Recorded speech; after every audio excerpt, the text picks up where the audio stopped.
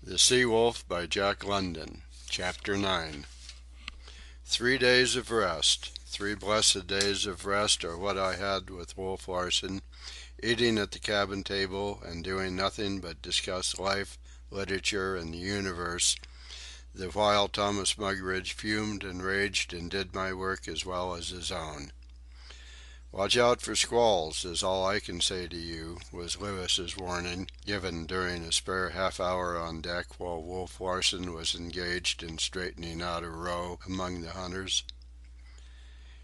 "Ye can't tell what'll be happenin'," Lewis went on, in response to my query for more definite information. "The man's as contrary as air currents or water currents. You can never guess the ways of him. 'Tis just as you're thinkin' you know him and are makin' a favourable slant along him that he whirls around dead ahead and comes howlin' down upon you and a-rippin' all of your fine-weather sails to rags." So I was not altogether surprised when the squall foretold by Lewis smote me. We had been having a heated discussion, upon life of course, and, grown overbold, I was passing stiff strictures upon Wolf Larsen and the life of Wolf Larsen. In fact, I was vivisecting him and turning over his soul stuff as keenly and as thoroughly as it was his custom to do it to others. It may be a weakness of mine that I have an incisive way of speech, but I threw all restraint to the winds and cut and slashed until the whole man of him was snarling. The dark sun-bronze of his face went black with wrath, his eyes were ablaze. There was no clearness or sanity in them, nothing but the terrific rage of a madman. It was the wolf in him that I saw, and a mad wolf at that. He sprang for me with a half-roar, gripping my arm. I had steeled myself to brazen it out, though I was trembling inwardly, but the enormous strength of the man was too much for my fortitude. He had gripped me by the biceps with his single hand, and when that grip tightened I wilted and shrieked aloud. My feet went out from under me. I simply could not stand upright and endure the agony. The muscles refused their duty. The pain was too great. My bicep was being crushed to a pulp. He seemed to recover himself, for a lucid gleam came into his eyes, and he relaxed his hold with a short laugh that was more like a growl. I fell to the floor, feeling very faint, while he sat down, lighted a cigar, and watched me as a cat watches a mouse.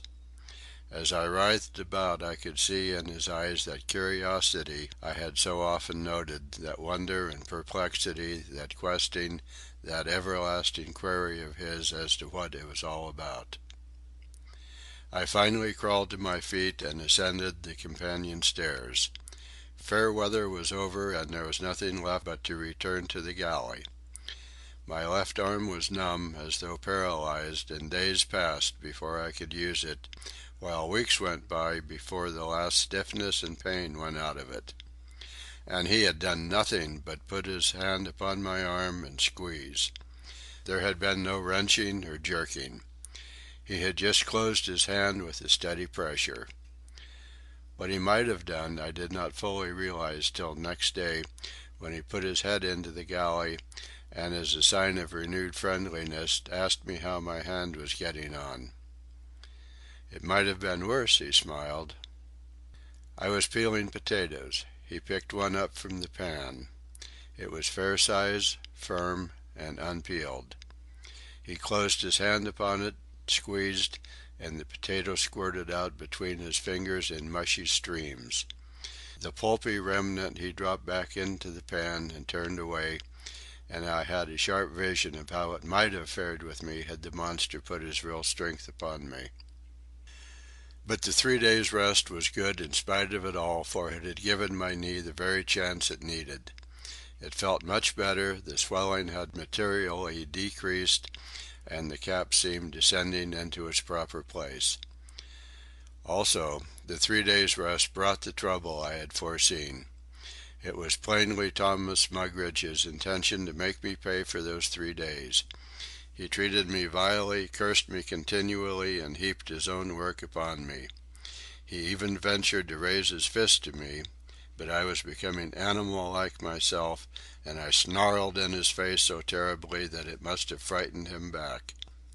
It is no pleasant picture I can conjure up of myself, Humphrey Van Weyden, in that noisome ship's galley, crouched in a corner over my task, my face raised to the face of the creature about to strike me, my lips lifted and snarling like a dog's, my eyes gleaming with fear and helplessness and the courage that comes of fear and helplessness.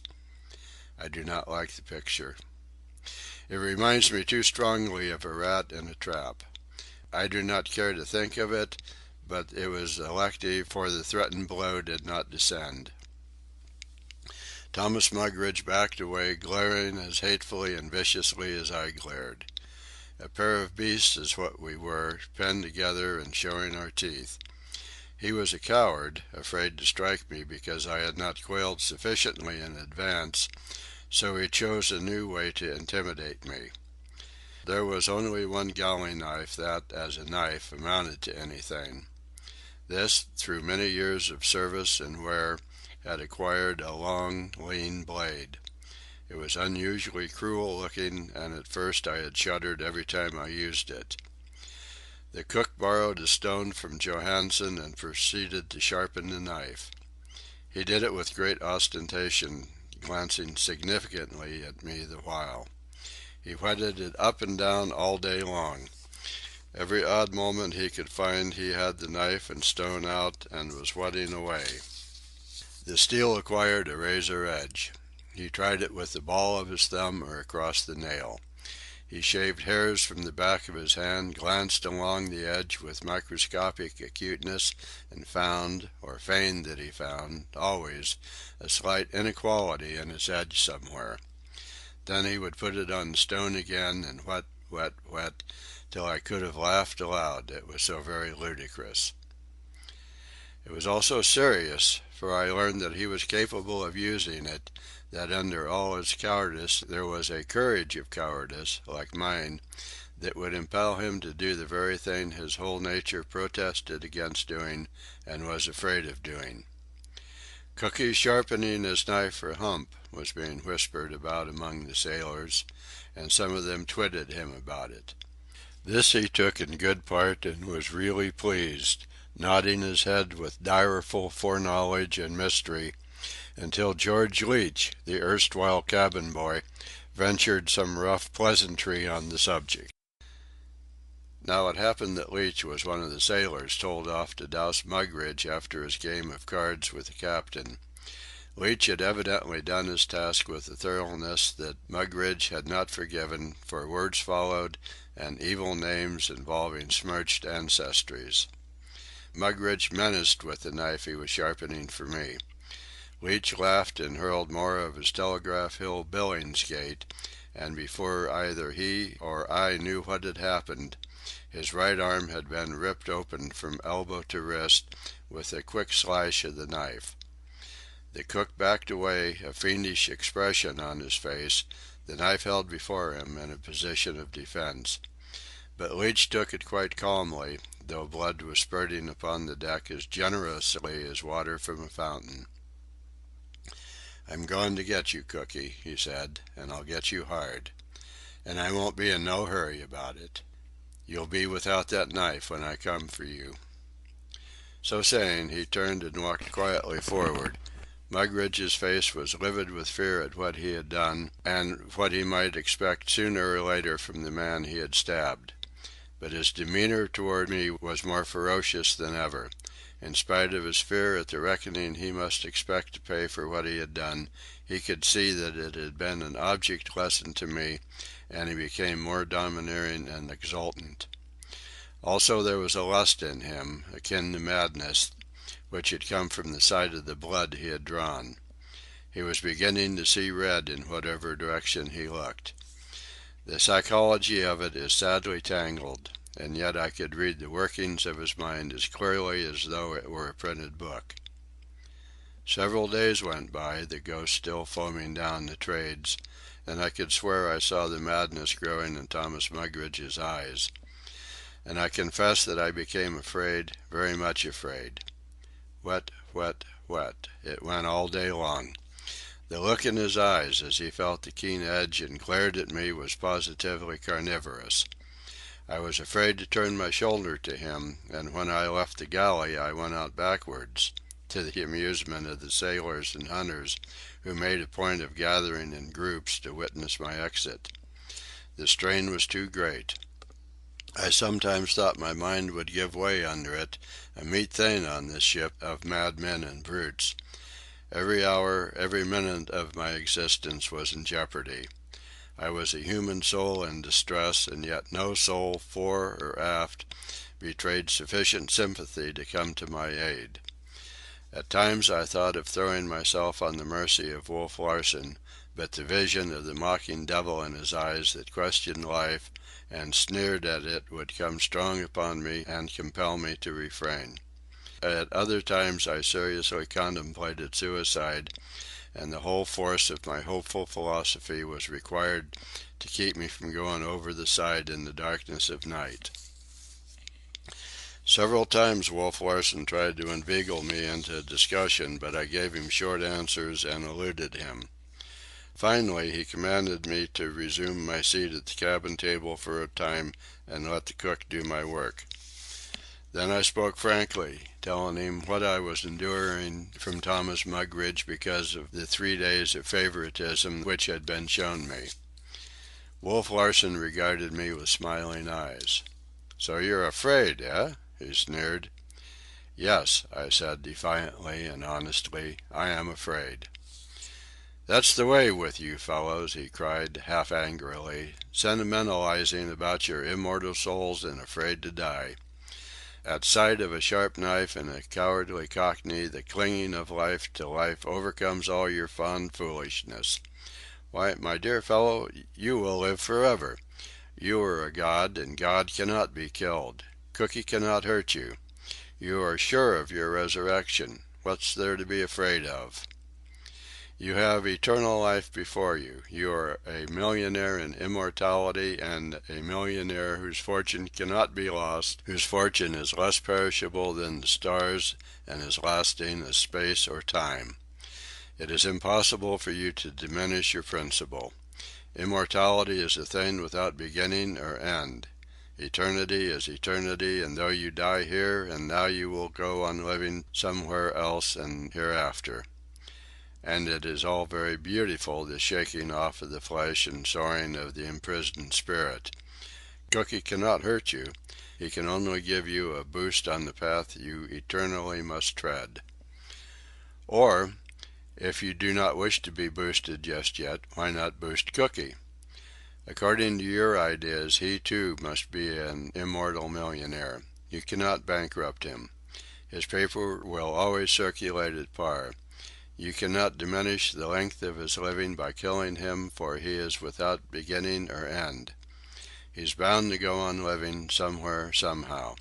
Then boost him, stick a knife in him, and let his spirit free. As it is, it's in a nasty prison, and you'll do him only a kindness by breaking down the door. And who knows, it may be a very beautiful spirit that will go soaring up into the blue from that ugly carcass. Boost him along and I'll promote you to his place, and he's getting $45 a month." It was plain that I could look for no help or mercy from Wolf Larsen.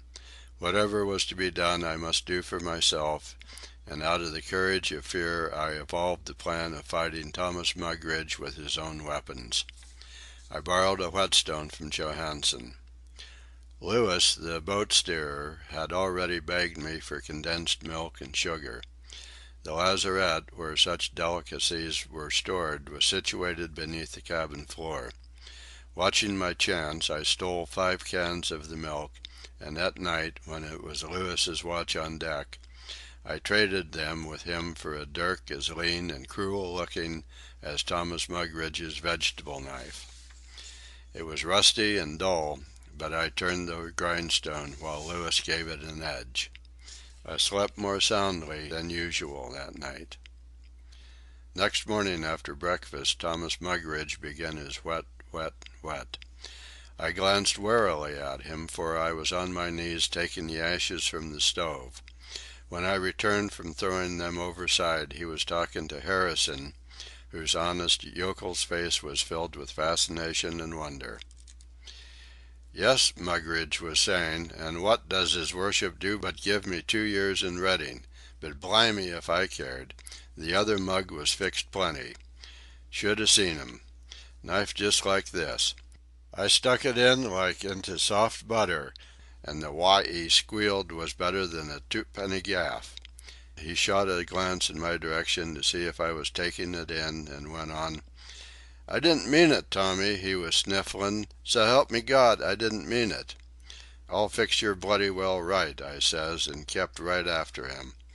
I cut him to ribbons, that's what I did, and 'e a-squealin' all the time. Once 'e got 'is 'and on the knife and tried to 'old it, 'ad 'is fingers around it, but I pulled it through cuttin' to the bone. Oh, 'e was a sight, I can tell yer. A call from the mate interrupted the gory narrative, and Harrison went aft. Mugridge sat down on the raised threshold of the galley and went on with his knife sharpening. I put the shovel away, and calmly sat down on the coal box facing him. He favored me with a vicious stare. Still calmly, though my heart was going pit-a-pat, I pulled out Lewis's dirk and began to whet it on the stone.